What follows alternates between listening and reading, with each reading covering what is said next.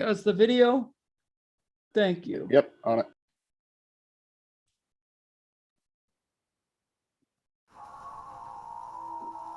You've been ported into a non-indexed part of the internet. Surrounding you are conversations marked by iconic ornamentation. Some of the marks are recognizable from your prior wanderings, others are all but inscrutable. You begin posting and watch as your contributions are adorned by a string of mimetic symbols, finding yourself unsure whether Galaxy Brain, followed by an aha, is an expression of majestic awe, or pretentious overinflation, or being baffled by the conflicting emotional valences of Doom Cry OK. What to make of this environment? These marks are shorthand visual vernacular, deployed to signal acts of notice, listening, visual vocalizations, and their ambivalence is evidence of vernacular's potential to both define and protect community meaning. This is a visuality imbued with the leaky and lossy qualities of orality, vessels of diffuse meaning that function as a soft resistance against processes of systematization and overdetermination. While the vernacular is constantly in flux, here you will find traces of meaning as defined, all at once, by a swarm of new models dark forest dwellers in early 2021.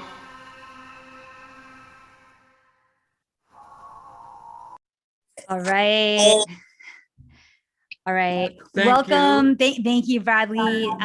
Welcome to the New Models Webdex launch at long last, September 1st. The introduction video was made by Will Freudenheim, who's here right now, and written by Fim. With some audio design by you? Well, I was just a sprinkle of sweetening. I did not. I believe Fim did the audio as well. I had some sad pads, which are always important. And it was narrated by Justin, my favorite child text-to-speech entity. Yes. So we're here with the core creators of the Webdex, and we're also here with Nadim Samman, who is the Kunstwerke Institute for Contemporary Arts curator of digital art, or digital curator, how exactly it's said. So we want to kick this off. You just saw the video. I think people are still joining the room. But we want to start with the introduction of the core people who were involved with the conception of the Webdex. And also maybe the best way to do it maybe is to actually have Nadim say a few words about the context in which the Webdex is circulating right now. So the Open Secret exhibition. Should we do that? Does that work for everybody? Sure. Or it's like five different should we screens? give a very, very short background on the Webdex, though? It was kind of a partner project to the New Models Y2K 2020 Codex, which was entirely organized and written by the community, sort of swarm publishing.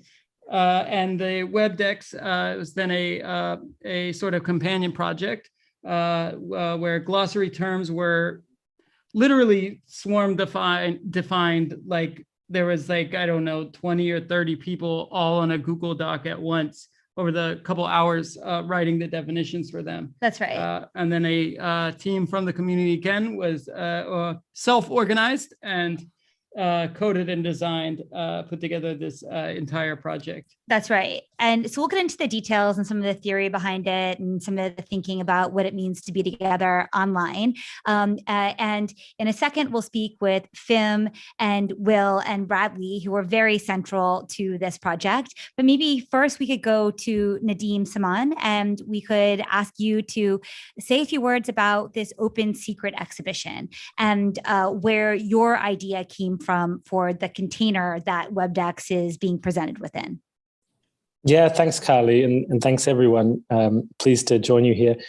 So Open Secret is it's a 6-month-long online program that we're putting out at KW, chiefly accessible from our website. You just go to the main page, kw-berlin.de, and there you see a little pop-up that you might click on, and you enter this subdomain. And this site, each month over the course of 6 months, and that started in, am I imagining it? June? Yeah, it's already passed. We release 2 or 3 new online artworks per month and a couple of texts. And the whole thing is trying to unfold, I would say, some of the affective sort of responses that we have to black boxes. That's the kind of thematic sort of agenda. I think that despite the fact that we hear a lot about how society is getting more transparent and how we have more access to data and everybody's connected and all this kind of, just ideological talk around tech, it's wearing thin. And the truth is, I think with every new technology, or at least, the kind of the way things are going, especially online, we find ourselves surrounded by just a landscape of black boxes, systems where we sort of consume their outputs. Maybe we know a little bit about their inputs, but we really don't know how they work. And so for that reason, we sort of have to relate to them in strange ways. They give us weird feelings, for want of a better term. If you can't really understand how the device or the system works, you tend to relate using, analogy or wish fulfillment. So maybe you feel wonder in the presence of an inscrutable system. Maybe you feel paranoia. Maybe you get to speculating on how does it really work behind the sort of the screen or the sort of the behind the wall. And that's where you get to speculation and you sort of almost like fantasies.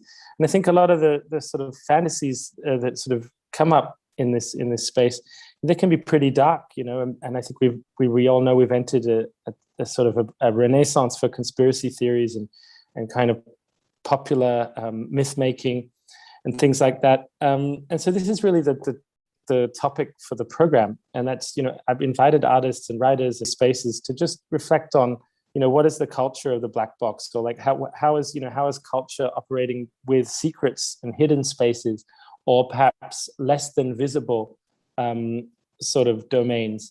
And that's one of the reasons why I wanted to invite, new models and you guys to be a part and to platform the work that you're doing by, and you came back with this wonderful idea to make the sort of the codex a Webdex. And this is where somehow our institution and our kind of like, I don't know what, like ClearNet website sort of fades, if not to black, then at the very least into a kind of dark forest. And in the forest, I don't know if trolls live in the forest, but definitely, interesting people. And some of them are here tonight. And so thanks for having me join you. Super. Well, thanks very much for giving us this contact and this platform. Of course, as we often say within the dark forest space, one of the challenges is actually projecting what you're doing out towards a ClearNet arena, right? Because we're all speaking to ourselves. You can become quite myopic. So it is exciting to have a bit of a broader reach. I don't know how long you can stay on. If you're willing to chill for a while, it would be interesting to hear from the creators and then loop you back in, so maybe we can have a bit of a dialogue among minds. Is that cool? Yeah, absolutely. I got off my home internet, now I'm on my mobile and it's all flowing fine, so we can hang. Okay, excellent. So then maybe without further ado, should we, do you think it's best to go to Bradley and actually let's look at this Webdex, let's see what it's about. And then Fim and Will, as you want to add your 2 cents, feel free to also speak. But maybe now, sorry, Dan, is there something? Dan is in New York, a little box on our screen. Hi. Do you want to say a few words? Well, no, I think let's just go ahead. I think I want to see the Webdex, and I think I'll have some comments once we see some content. But great introduction, everybody. And bring the content. Let's get the content. Yeah. Let's get the content going. Okay. All right. So Bradley, shall we hand it over to one of your profiles here? Yeah. I'll screen share now. Let's see. Okay. So this is the New Models Webdex. The idea in mind that we had was that it would be essentially an index of our glossary terms and a way to explore them so that you could learn more about like the words and concepts that the community had come up with over time and that were part of the Codex project.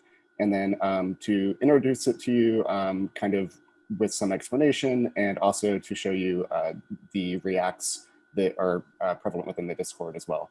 So I'll just kind of dive into how it flows through to start, and then we'll talk briefly about the tech stack behind it and the development process.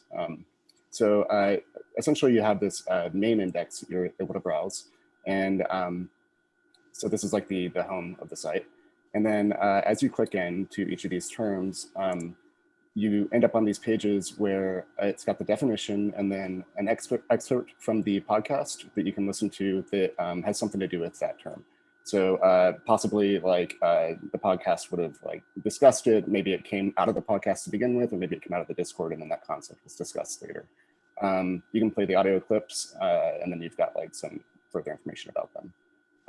If you go back to the full glossary, you can open up this Reacts panel.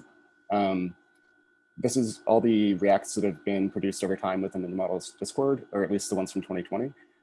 You're able to browse these, and then for each of those, you can also click in to read more. So like here's Fedora, here's Based, and then you can also see the embed code that was used within the Discord to enable that React. From here, we've got the introduction that we already showed you, the video form, and then there's also the written introduction that Finn put together that further explains the site and the concepts behind it. It's probably not necessary to go into this, but there's also the imprint page. It's important to view this. This has the full development team and production team that was involved, as well as the people that produced design work for the earlier Codex project that heavily influenced and went into this project. To that, there is one Easter egg. If you are on this main page and you pause for, I think it's about 10 seconds, you'll start to see these meme outlines appear. Let's see if it actually, yeah, there we go. So this is like an Easter egg within the site. These will transition in and out. And then if you kind of move your mouse to go away, it's essentially a screen saver. Bradley, can you say a word about those meme outlines, where they came from, their connection to the Codex? Yeah, so those meme outlines are prevalent throughout the Codex. I believe, so the memes came directly from the Discord. So we had meme channels and then obviously memes within all the channels. So they were handpicked out of the Discord for the Codex project. And then I believe the production behind them was Leïth and Matīss. I'm sorry if I have that incorrect. If someone wants to correct me, please do. So those came directly from the Codex project. That's how they look within the book. Yeah, does that cover that partly? I think so. Yeah. I'm also monitoring the chat here, seeing if I can pull up anything. So hopefully chat's going to tell us if we got anything wrong. I should say that this banner up here, this is also some of Leïth's text, Finn's text. And if you click that, you'll also enter the introduction or go home. Yeah, is anything coming out of chat? Great. Thank you so much. Finn, do you want to just piggyback off that and speak a bit about, give this the context? You wrote a really beautiful text that says what language means in a dark forest community or in a sub ClearNet community or whatever language we want to use. Maybe you could extrapolate a bit from your core text that we listened to at the beginning of the stream. Would you like me to continue screen sharing? Finn, I guess. Yeah, I'm happy to speak, and you can continue screen sharing. It's nice to have this alongside the speaking. So yeah, like most of the web decks, we were looking for some kind of interplay that exists within the community between the releases of the topsoil episodes, which are these audio podcasts that are targeted specifically for the New Models community, and often drives the discussion in a lot of ways. And so, like, as Bradley showed, whenever you're looking through the site, you're going to find these definitions that the community Swarm created, and then alongside it, you're going to find kind of an audio resonance from the podcast.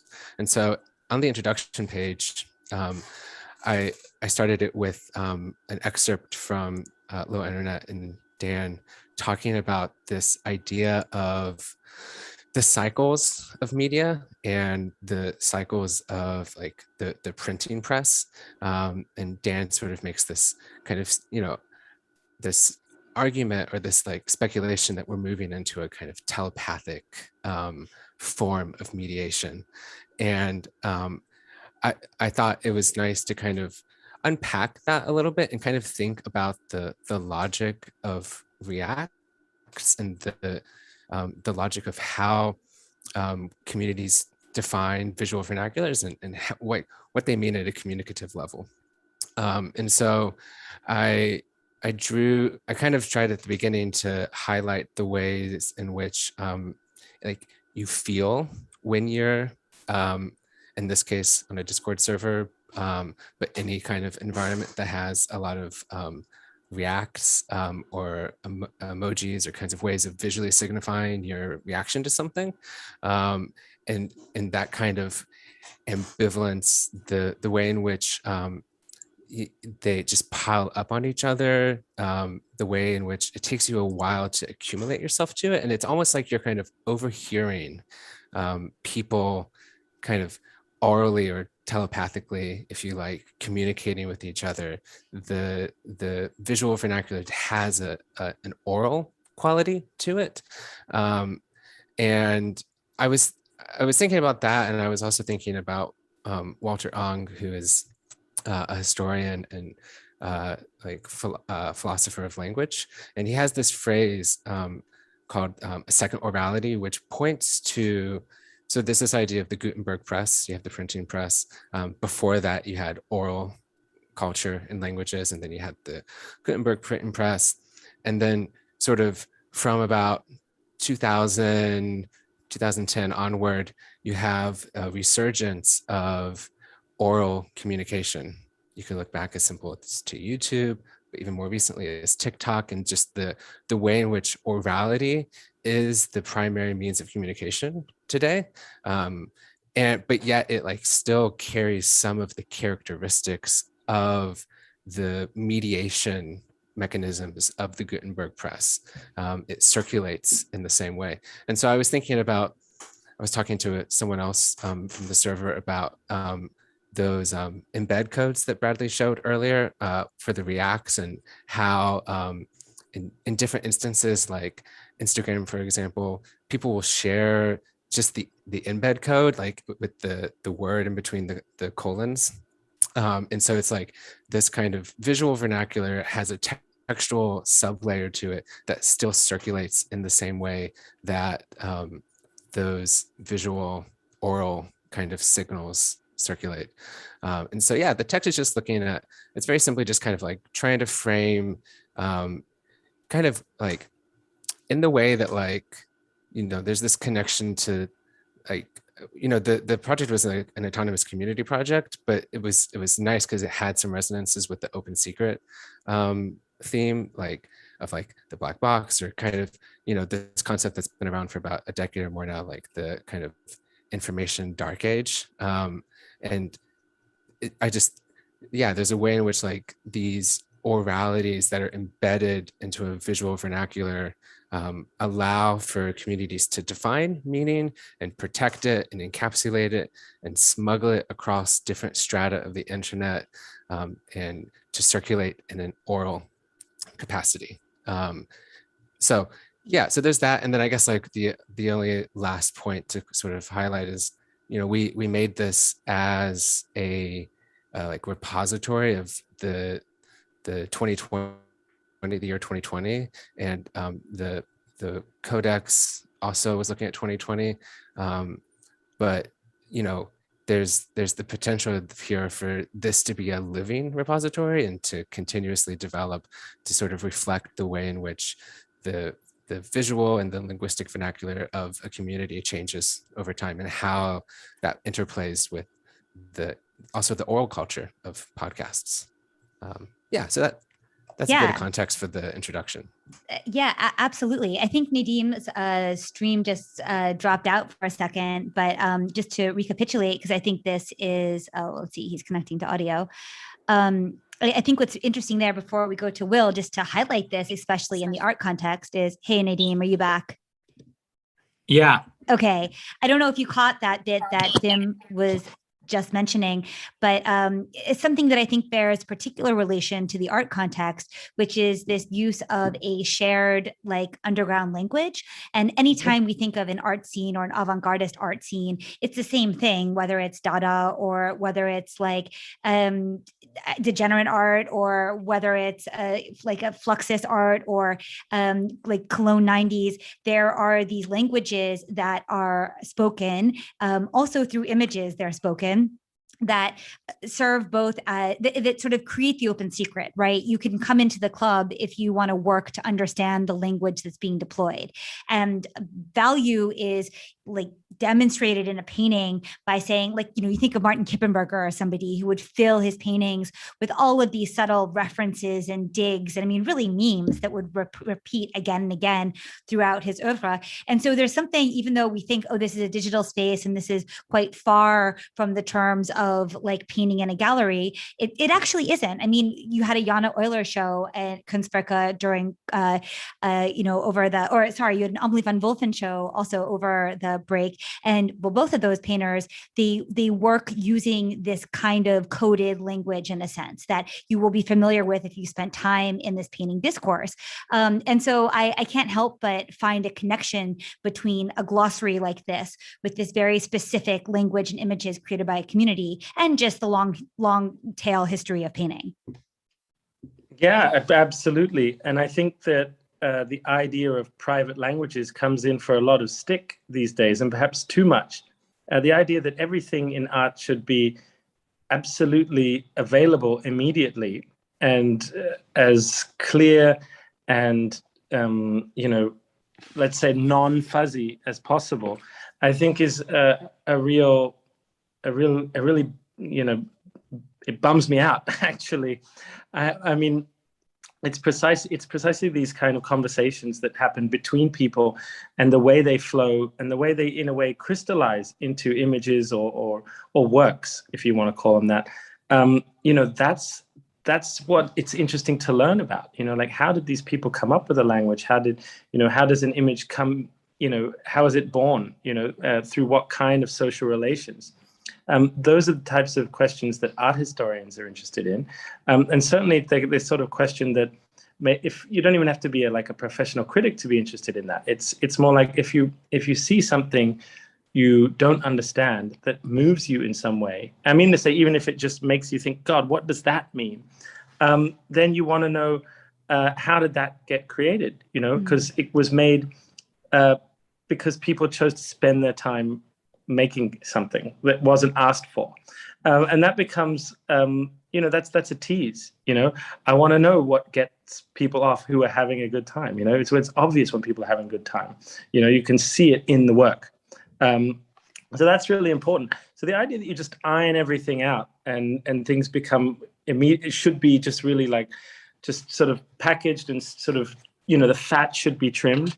I think that's a big problem. I mean, it's one of the things people demand of art and art institutions, especially when there's public money involved. There's this idea that it should just be all readily available. That neglects the point that what we're trying to do to some degree is, you know, make something a little bit more, you know, sticky for people to kind of spend time with. They can't just kind of swipe, what is it, left on? That's one of the things. On the other hand, I think institutions like ours, even a Kunsthalle, not necessarily a museum, one of our jobs is to just slow an image down for a minute, to give people time to just spend some time with it. So the discourse that you have in your you know, community, it moves quickly. You know, the tokens are exchanged rapidly, and they sort of mutate in, you know, at pace. And the part of the fun perhaps is also the speed of that exchange within your group. But yeah, as you say, you know, it can be hard for people to find, you know, how do I put my foot in? How do I throw my hat in? How do I join the dance? You know, so perhaps something like this, and it's something like a glossary, it just slows things down just enough for people to like get on the ride, maybe, or see, you know, where can I grab on, you know, with my hand. That's kind of one of the things we you know, contemporary art institutions should do. It's just, you know, like, you know, dip right into like the current, pull out. I keep talking in metaphors because it seems so appropriate. You know, pull out something from the flow and say, look, just here you can look at it for a bit longer than you would elsewhere, and maybe, you know, kind of find your way into it. Yeah. Yeah. That's a very nice way of saying it. And I also appreciate the fact that whereas things don't, there doesn't need to be this like point for point explanation of what a thing is, but the institution and Cave in particular, and Open Secret in particular, has made an effort to make things legible. You have the public money to say, we're going to make sure there are transcriptions of audio, there's signing of video, it is accessible to, in many different formats. And maybe this is actually a good pivot to Will, because this website has the Webdex, similar to Open Secret, has many, many different formats that are going all at once. And I wonder if, Will, you can talk a little bit about the logic of the UX here and like what you envisioned when you, Bradley, and Fim were speaking with the other devs about how to approach organizationally making a site like this, and what features were important and why. Sure. Yeah, I mean, so from the beginning, we had this kind of source text from the glossary terms. And well, actually, I could even take a step further back. So the project really began with, I took all of the podcast episodes from 2020 and did an AI transcription of them. And pulling from all of that was part of the source material for many of the key terms that then became the glossary, as well as from the metadata from the podcast episodes themselves. So this kind of like the swarm writing project, we began with a Google Doc that had all of the terms laid out to begin with. And I think that's kind of important to note that like we kind of had this framework to start with that then everybody built upon in this shared session. And so those terms already had this kind of connection either to the Discord or to the podcast episodes themselves. And so from there, we were thinking about ways of kind of then returning back to the podcasts to then pull the kind of like source audio back. So as we were kind of planning out this project, we were thinking about, okay, how are we going to connect the definitions that were created by the community with the source material originally? And so we kind of created, and we already had all of the transcripts, though they needed a significant amount of cleaning from the AI.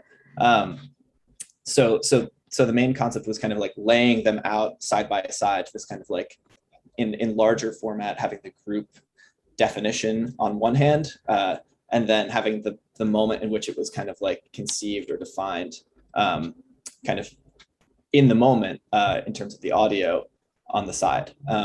A preservation of context, basically. Right, exactly. And it's funny because, yeah, sometimes it's almost as if the glossary term, like the group definition, helps give context to the conversation, and sometimes vice versa.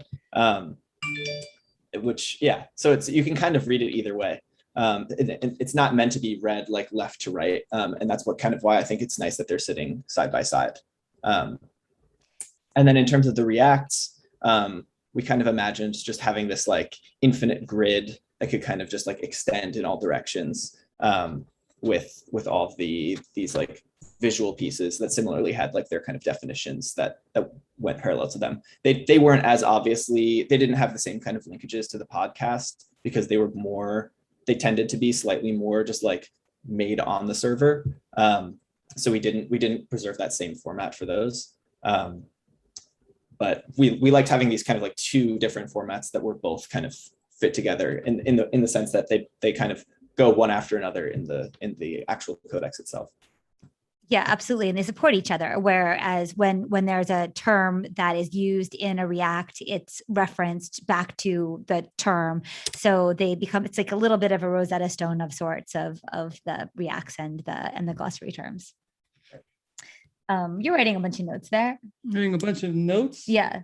Well, I was just going to say one thing is interesting, and especially the way the text and the clips from the podcast and the swarm written definitions all work together and collected and organized in this one space is, you kind of get a map of the lexicon and ideas that just are sort of emergent in this group, and it's developed, kind of beneath the surface of the clear internet. It's coming from a sort of closed community, and oftentimes we ask how to light leak or how to communicate outward from what's discussed and generated within the community itself. And I think this is a really good example of a format that allows a sort of public communication, but maintains all of the benefits of a closed group, not subject to algorithms and information highwaymen wandering in and molesting you and harassing our villagers. No molesting and harassing. I meant that in the old-fashioned way. Yeah, right. But it is subject to a kind of editorial committee of some kind, even if it only comes together for this particular output. The kind of the freewheeling, creation among the wider group now kind of gets put together by a smaller team. Yeah, that's definitely true. I mean, there's this freewheeling output that then say 20 and 25 people put together on a document. And then there's other layers of trimming it down and like cleaning it up or whatever. And so the end, it is like this sprawling voice does get, a refinement culture is applied. Well, you need that to make a cohesive, to pull the signal out of the noise anyways. Right. And I think this is kind of a process that is, I don't know, maybe a bit new and one that I think you could imagine being ported to different contexts perhaps, or being certainly replicated in the future. I mean, a question for the devs here. Were there any big decisions you made that you felt that you were sort of had like the hand of God, where you were making big decisions that were going to shape the way people would engage with this language for better or worse, and you just had to make those decisions? We like to think of these as horizontal communities, but of course we know at the end of the day, I think you guys pulled a lot of all-nighters in doing this as well. It's 4 a.m. and you just have to make a decision. Were there any big moments like that for you in the production of this site? So the dev team was fairly large. I can't speak for the full team, just myself here, but if I could probably guess at least like one feature where that fits. We had this idea early on for the React window to be this kind of like infinitely draggable grid. Just given like constraints and time, like we kind of end up like with this decision to make it like scroll. And I know that's kind of like speaking to like a technical constraint, but like essentially like we knew that we wanted to have this kind of idea that like the Reacts float within the site and you can kind of engage with them at any time. And so it was important to us that like if you're on a page, you could just like be reading a glossary term or just like listening to the video and just like pop this thing open and explore what these Reacts mean. And so we wanted this like overlay that can overlay itself. And like the technical details that go into like making that work on the site ended up being quite complex because there's lots of like kind of small, or like not small, but like tedious details of like web development that like can like really bite you if you don't know about them coming up. And they kind of end up like conflicting with design sometimes. And so we just had to like make some decisions that was like, we really want this feature to exist this way, but like the only way to execute it that way is going to be like to apply some constraints to how we actually do it versus the early design. I think that might fit. One parallel example that I could give was when selecting which audio clips to use as definitions, like from the podcast excerpts, because occasionally there would be like 3 different places where a term was mentioned. I'd have to pick which one felt like it was like the right one to go with the definition, and became kind of like an editorial question of, do I pick the funny one? Do I pick the one that feels like that's quick, or that has a broader context that like it kind of fills in? Because we were working quite directly from the source material of the swarm definitions. We weren't really editing those at all. But the excerpts from the podcast, we kind of had some leeway over where we were picking from and how we were editing it down a little bit.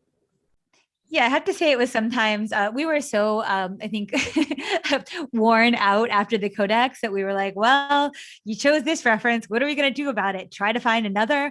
Guess we have to go with it. And there were definitely times where I'm like, okay, this thing is now like immortalized until the server farm dies or whatever on this site as words we said that created a term, maybe not like the best choice of words, but for better or worse, you chose it. So I guess we're going to have to go with it.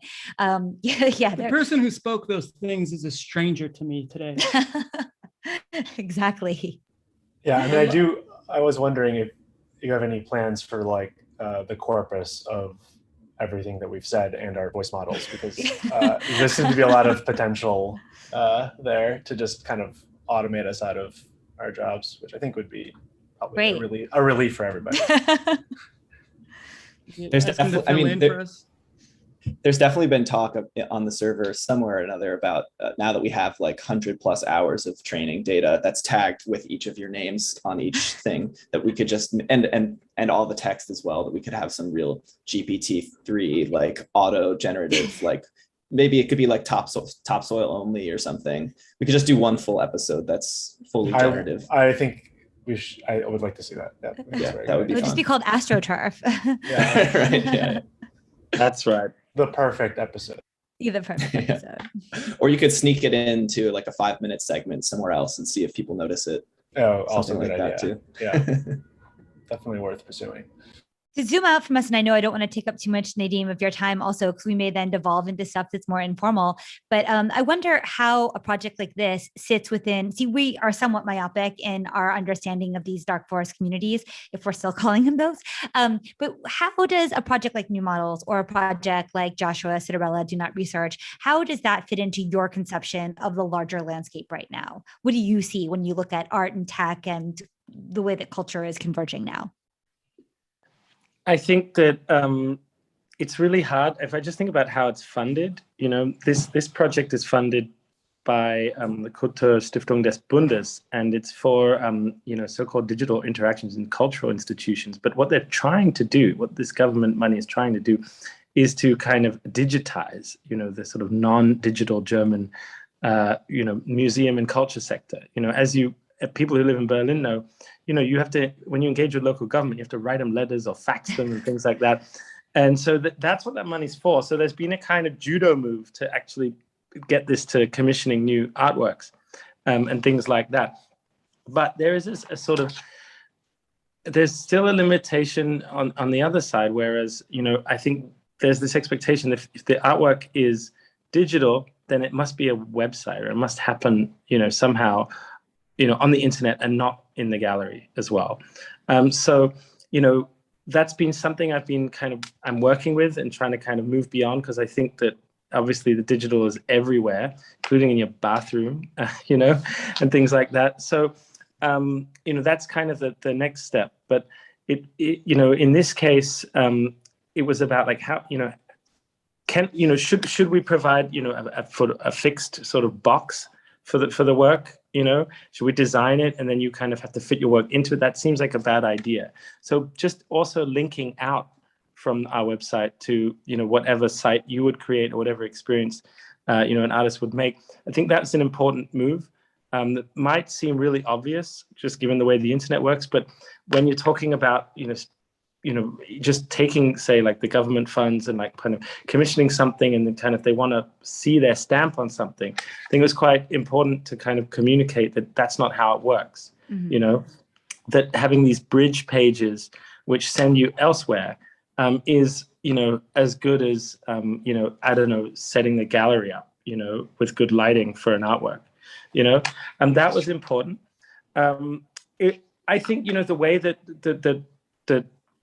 a lot of work that has to do with emerging technology, and especially online, is going, there's always this discursive element. So it was important to commission the text as well and kind of put them alongside the works too.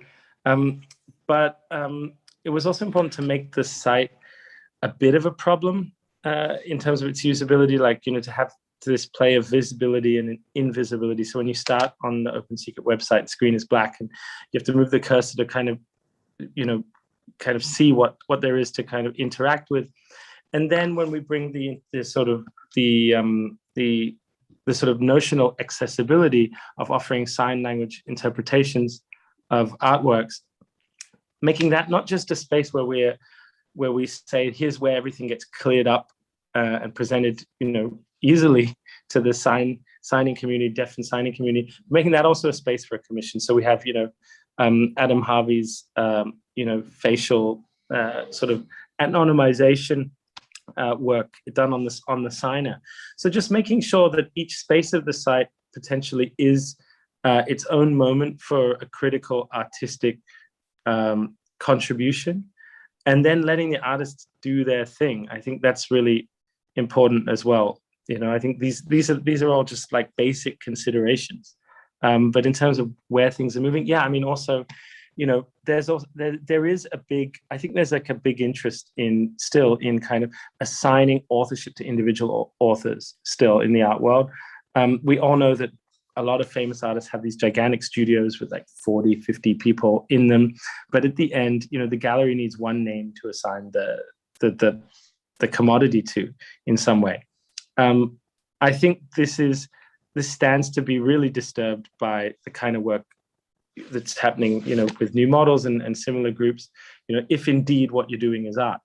And that's really a question that I think it's up for the audience to kind of think about. And I don't propose to say what is and what isn't art at this point. I think we're making images, we're talking about images, we're talking about art too. It's not about locking things down in the same way. So that you in this project, my world or the institution, kind of just the door opens into your living room or your space, and where does it end? Who knows? Right. That's great. Thank you. Yeah. It was also, I think, nice for us just to have a container for this to exist, because when we realized you can make a website, but then people also have to remember to go there or have an occasion to go there. And so for this site to sit in that context, which is a bit outside of New Model's core, it's like sitting in at some kind of town square for 6 months, which is exciting for us. What do you guys think? No, go ahead, finish. I do wonder if there's going to be an IRL component. I know when we did the Codex and had a meetup, that was this really wonderful de-virtualization moment of the bodies and the minds. And it felt so like, how many centillion pixels are in a human? What do you say? In the universe. In the universe? 23 centillion. Yeah, it just felt like an explosion, right? And so it would be cool, of course, institutions, consolas, or public spaces, to see them as new nodes of de-virtualization and see what that looks like. Maybe that's, something to be answered in the future. And of course, when COVID is less of a factor. Yeah, I think considering the continuum between the digital object and the physical object, that all has to come together in future exhibitions. The exhibition space isn't just the bricks and mortar; it's kind of virtualization, through other sort of spatial means, be there virtual means. So I'm really interested in that continuum. I'd like to see, we've got a book that's become a website. Websites should become books. They should become exhibitions. Your kind of 3D sort of carved avatars need to be, in the courtyard of a museum speaking, but GPT-3 has to be programming your voices. I would like to say about the German government funding too. They had a choice between moving all of German bureaucracy totally online, totally frictionless, multiple languages, or funding the New Model's Webdex Y2K20. And we're really grateful that they ended up funding the Webdex. Right choice. Thank you. Yes, crumbs from Merkel's table, but well spent nevertheless. Absolutely. I think we'll want to speak a bit more. I don't know if Bradley or Fim or Will, if you have any thoughts or questions, or Dan is central here. If you also want to ask any questions of Nadim or vice versa, because I think we can continue on here for a little bit, but, please also here's some space to ask questions.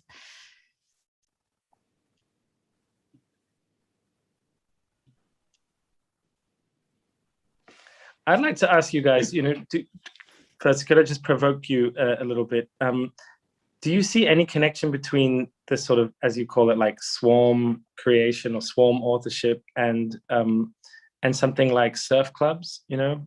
Like Corey Archangel. Yeah, like or is it something different in its like mode of creation?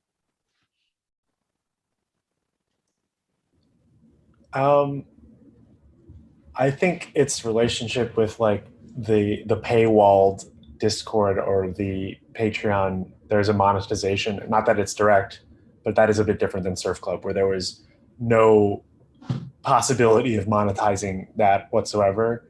I do think, I mean, you look at something like Do Not Research, which I think is more even exemplary of that than what we're doing at this point. Although maybe we're going to transition more towards that. You know, they're getting paid for their contributions via people, which is, I think, is great. And that was a kind of fundamental problem with the Surf Club era was, okay, well, what are you going to do with this? You know, it was a very fun, exciting moment.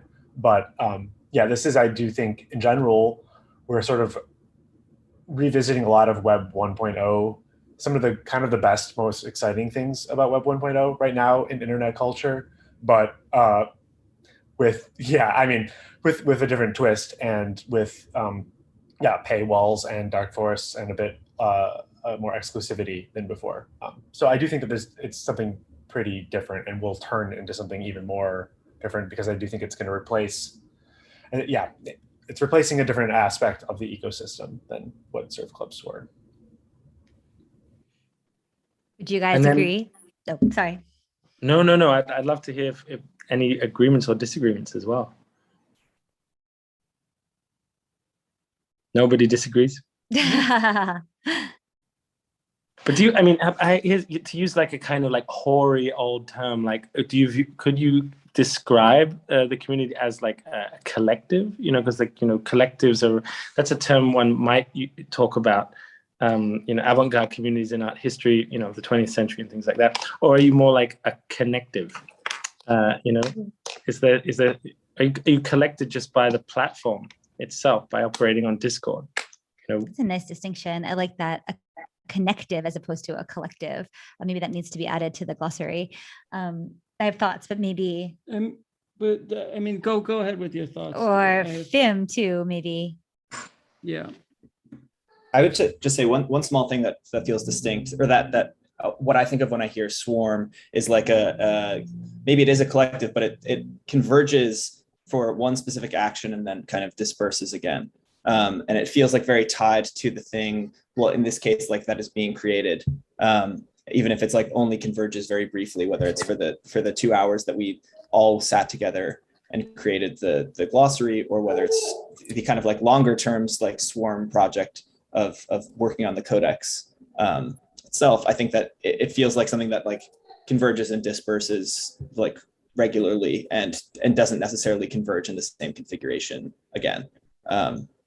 Yeah, perfect articulation. I would say exactly that. It's not like a collective being something that's long and fixed and it's traumatic when one person leaves or comes in.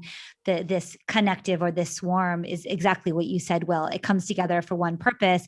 And when it reforms, there may be totally different people involved, but the general energy behind it is similar and the general shape is somehow similar, even though the bodies can change out.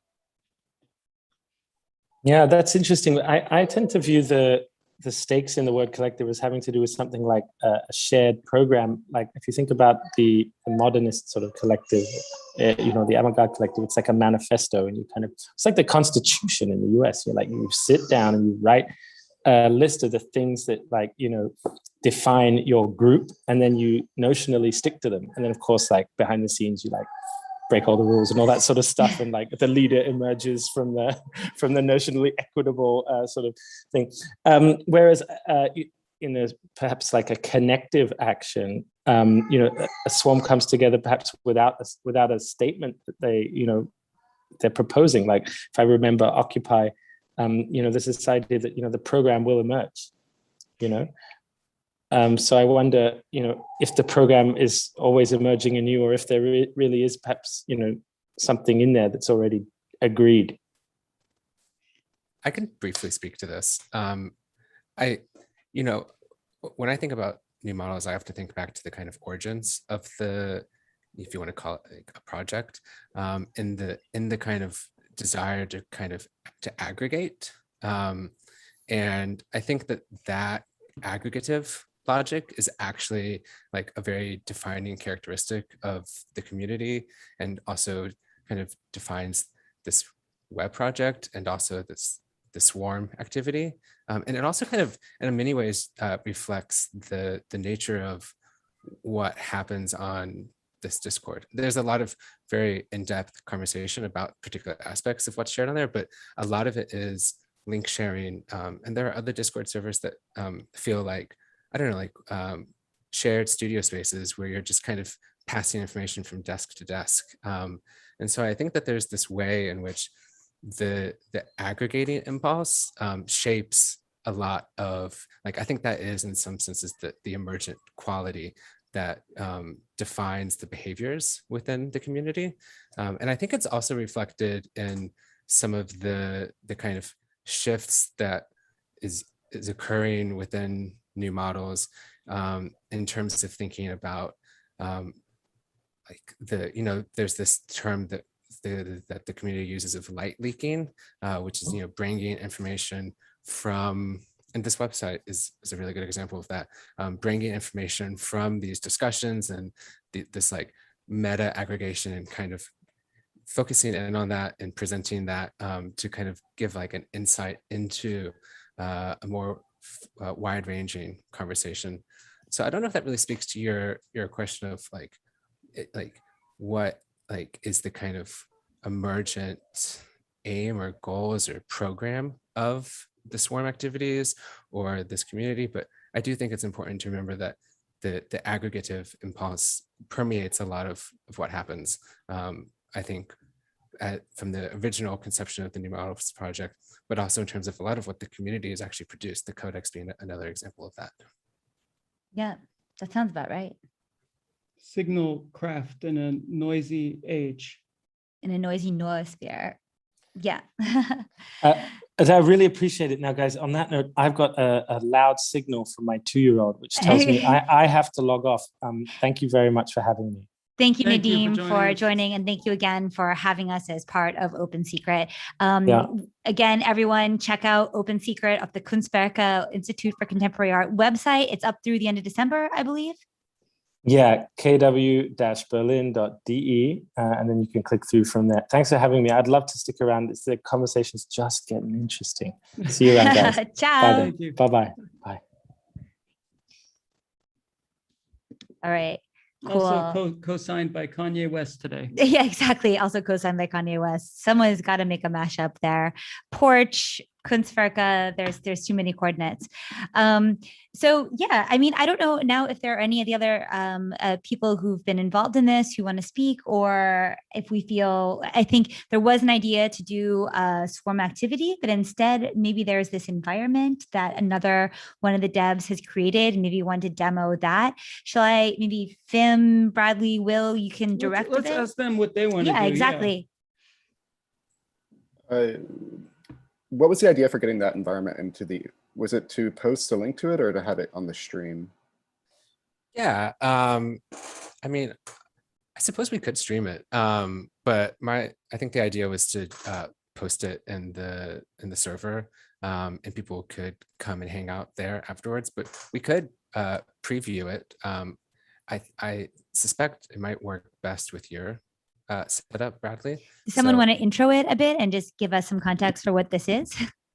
Yeah, so for the intro video that we watched, that was made, well, Will should speak about it, but it's an extension of that environment ported into this space called Mozilla Hubs, which allows you to create 3D environments that you can walk through. And one of the devs and designers that we were working with, Eclectic Taste of Bot, ported that environment into Mozilla Hubs, and it has all of the reacts, and you can kind of walk through the dark forest. It has this backing track, and it also has like a screen capture of the website, scrolling through and looking at the reacts. And it is, I'll also share a link in the server for anyone who wants to join. You can come on and you can speak to each other. You can use your voice. It works best on desktop, not so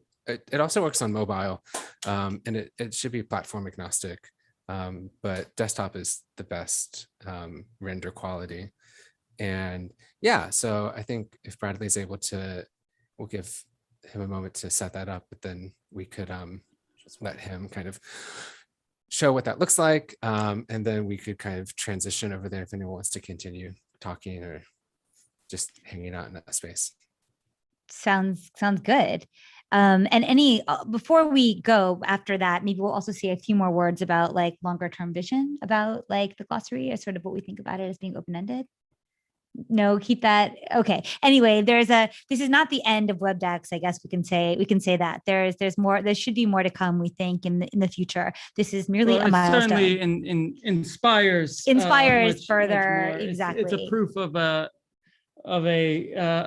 what could be a very expensive and enduring format. Yes. I think. Yeah. And the ground that the whole team kind of broke in creating something like this is like, I think, really important and successful and an amazing demonstration of possibility. Yeah. So I mean, I would just say again, one more bit of a preamble, but like both with the Codex team and with the Webdex team, ground was broken of things that we didn't think, would necessarily be possible. And people came together, put a hell of a lot of effort in. And then we ended up with these like very cool new spaces, one in physical space, this book, and two in digital space with the Webdex. So huge congratulations to everybody who contributed to both of these efforts and to the general new models, mood, conversation, collective brain. It's very exciting to witness this happen.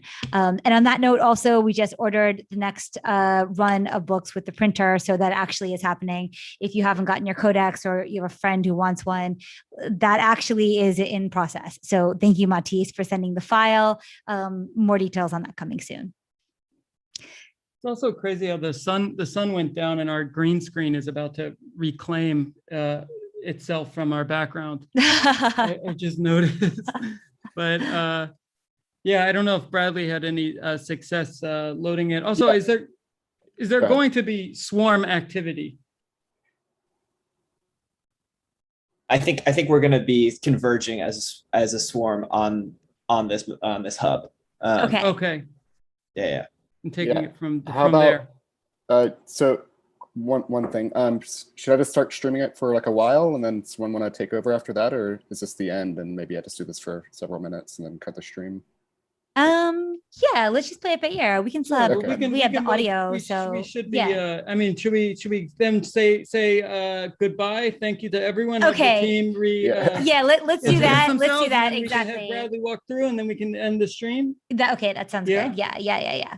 Okay, so yes, so thank you again. Maybe everyone just wants to sign off, starting with Will. You're in the upper left. Okay, thank you so much. Take care, everybody. And maybe what you did on the project again, in case people are, looking, sure, for some freelance. Yeah. So I guess I worked on a bunch of the transcription related archiving stuff, and then I also made the video. Yep, or the visuals for the video. Awesome. Bradley? Yeah, I'll go.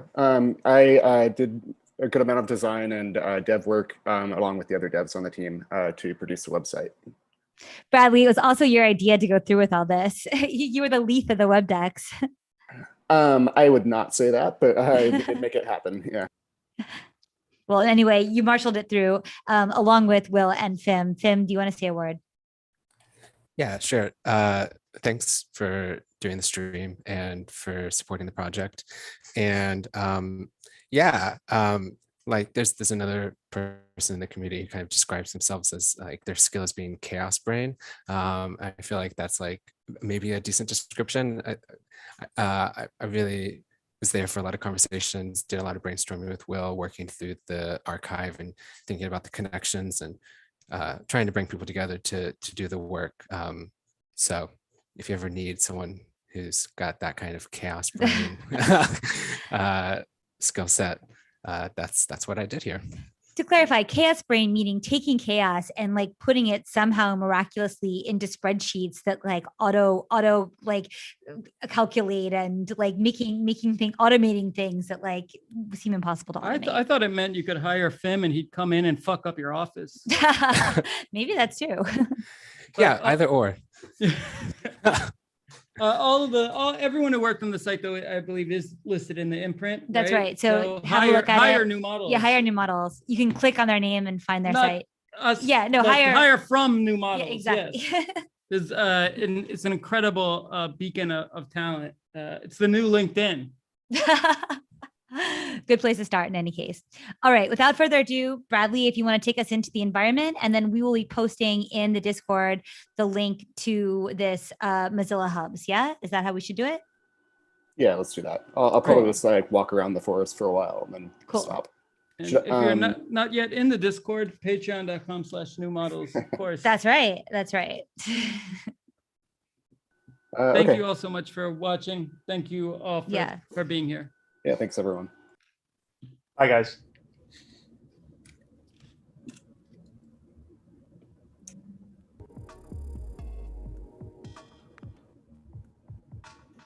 Sorry, can you hear the audio? Yeah. Yeah.